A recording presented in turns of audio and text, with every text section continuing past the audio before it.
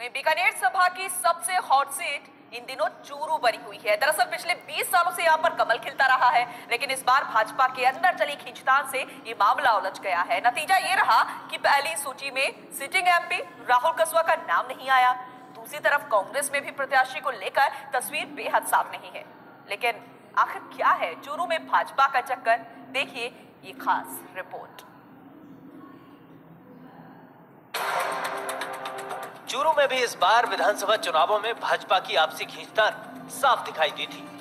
यही वजह रही कि भाजपा के दिग्गज राजेंद्र राठौड़ हारते हारते बचे, तो वहीं पूर्व सांसद राम सिंह कसवा तो न केवल हारे बल्कि तीसरे नंबर पर पहुंच गए। दरअसल कभी राम लक्ष्मण की जोड़ी के तौर पर सुर्खियां बटोरने वाले राम सिंह कसवा और राजेंद्र राठौड़ के रिश्ते दारिया एनकाउंटर में राजेंद्र राठौड़ के जेल जाने के बाद से ऐसे बिगड़े कि अभी तक कड़वाहट है। कहते हैं राजेंद्र राठौड़ इस बात से खफा हुए कि वे हर घड़ी में राम सिंह कसवा के साथ रहे, लेकिन कसवा ऐसी घड़ी में दूर हुए जब उनकी पार्टी के बड़े नेता उनके साथ थे। उसके बाद से ही दोनों के रिश्ते सामान्य नहीं रहे।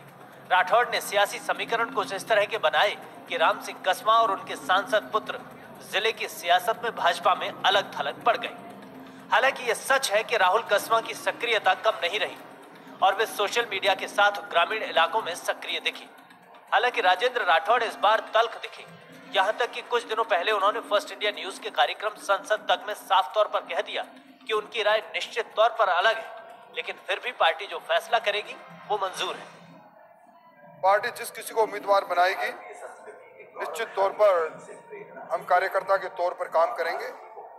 हाँ, ये सही है कि मेरी इसमें कोई राय दिगर हो सकती है, मेरी राय किसी के विपरीत हो सकती है, पर कमल का निशान जो भी लेकर आएगा वही हमारा उम्मीदवार होगा।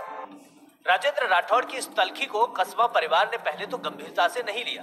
संसदीय सीट पर लगातार जीत के चलते वे आश्वस्त थे। शायद वे इस बात को भूल गए थे कि राजेंद्र राठौड़ की नाराजगी के बीच सांसद के पिता की करारी हार आला कमान को भी सोचने के लिए मजबूर करेगी।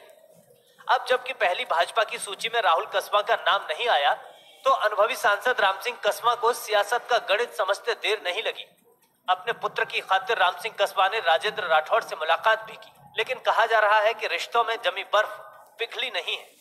इसी बीच संघ ने खिलाड़ी देवेंद्र झाझड़िया का नाम भी आगे बढ़ा दिया है। सांसद राहुल कसवा को उम्मीद है कि उनके पिता और उनके पिछले कामों के चलते पार्टी उनके नाम पर ही मुहर लगाएगी।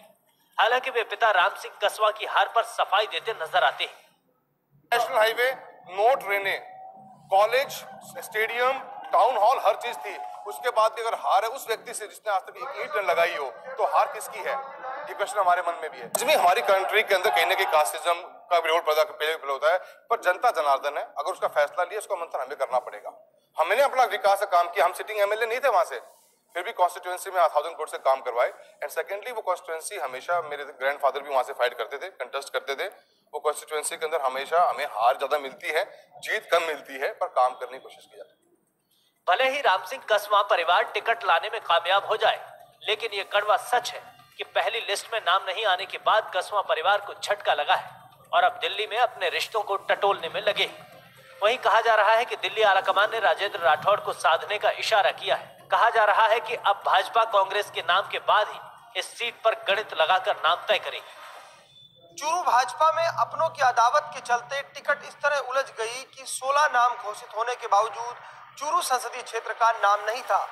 अब दिल्ली आलाकमान के इशारे पर पूर्व सांसद राम सिंह कसवा राजेंद्र राठौड़ से पटरी बैठाने की जुगत भी बिठा रहे हैं, लेकिन कहा जा रहा है कि अब कांग्रेस से कौन, उसके बाद ही भाजपा की टिकट तय होगी। पूरे मामले में राजेंद्र राठौड़ का कद जरूर बढ़ा है और ये साबित भी हुआ है कि राजेंद्र राठौड़ को साथ लेकर चलना भी जरूरी है। कैमरा पर्सन गुलाम रसूल के साथ Laxman Raghav, First India News, Churu.